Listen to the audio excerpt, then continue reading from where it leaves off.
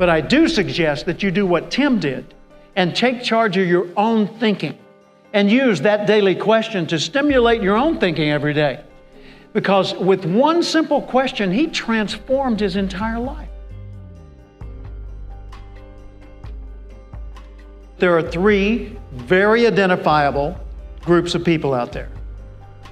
There are optimists, there are pessimists, and there are those who say, I'm not a pessimist, I'm not an optimist, I'm a realist. Okay, the optimist says, somewhere, somehow, there's a way.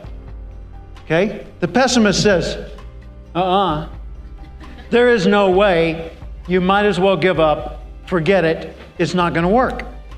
The realist says, and I can prove it. Every time a realist opens his or her mouth, they open it to say something negative. See, all of us need to be realistic in acknowledging what's there in the world, but it's how we look at what's there in the world that determines whether we see possibilities in it, no possibilities in it, and whether we see possibilities that have been negated by current reality. Typically a realist attitude is this. They'll say, I've looked at the situation and based on the current reality, it can't be done. Well, when's the last time the current reality was the ongoing reality? So if all you look at is the current reality, of course the limitations will be the only thing you see. Who trained you how to think? Who taught you to look at the world the way you look at the world? Do you remember when Matthew McConaughey got the Academy Award? And he said, when I was a 15-year-old kid, a man asked me, who's your hero? And I said, it's me 10 years from now. He said, because that guy's so much better than I am. He said, then I got to 25, and the guy said, now who's your hero? Me 10 years from now. He said, I'm never as good as I could be. It's a moving target, I'll never reach it. But if I'm not aspiring to be better and better and better than I've ever been, then I stop growing. And when you stop growing, naturally, all you see, Donnie, are limitations. That's it. That's all that's out there, right? So, optimist, pessimist, realist, let's just kill that argument to start with. Optimism is the only healthy way to look at the world. And we ought to be the ones training ourselves in how to look at things. In 1979, I got a call from an outfit called Tidy Car. Tidy Car was based in Mississauga, Ontario, Canada. Toronto, basically. And they were an auto detailing company, and they sold a $1,500 package that if you bought it, you got a franchise to be a Tidy Car dealer. And so as a Tidy Car dealer, you got to go out and detail cars using their method. And it was a very impressive method. It worked real well. And so thousands of people from around the world bought the Tidy Car franchise, and Tidy Car started offering training for all these people so that they could grow their business. And I was brought in as the flavor of the month to do the training in Chicago in January of 1979. 1979, one of the hardest winters they ever had in that city. They had to dig the cars out. I was there, got to enjoy that. Well, anyway, I was there training this group of Tidy Car people. I had a group about the size of this segment of the audience. And I was doing a seminar on how to build your business. And just, basic business skills, how to build your business. And there was a guy in the front row, 19-year-old kid, had white hair, white eyebrows, innocent looking face, looked like he'd never had a dirty thought. He's just there like this, and he's writing notes. Everything I say, he's writing it down. And his name's Tim Seward. And at the end of my seminar, he came up and he said, excuse me, Mr. Cathcart? And I said, yes. And he said, can I ask you a question? I said, sure. He said, hey, could I sit with you at lunch? Okay. So we went to lunch. We sat down together. He asked me 1,000 questions, it seemed. And then he said, can I ask one last question? Okay. Do you have a quote? A quote? Yeah, a motto, a slogan, something I could use to motivate myself every day. I said, no. And he said, really? And I said, no, I have something better. I have a question. And I want you to ask this question to yourself every single day, as often as you can think of, to ask the question. He said, okay, what's the question? I said, ask yourself, how would the person I'd like to be do the things I'm about to do? He said, so I think of someone I want to be like, and I said, no, that's not it. You think of you in the future, the more advanced, more educated, more enlightened, the more mature, the more successful you. And you ask, how would that version of me do today's tasks? He said, oh, I get it. I said, what do you want to be? What do you want to do? Give me a goal. He said, I want to be the international sales leader for Tidy Car.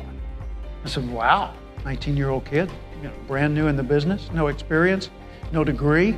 I thought this is going to be a challenge, but what the heck? I said, okay, every day, ask yourself, how would the person I'd like to be, the international sales leader, Tim, do today's work? He said, okay. So he went back home to Bay City, Michigan. In Bay City, the first thing he did was write that down on a little card and put it up over his workbench. And then he put it above his bed in the bedroom so he'd see it every day. And then he put it on the visor in his vehicle so that he'd see it even more often. Everywhere he looked, how would the person I'd like to be, in his case it was, how would the international sales leader do what I'm about to do?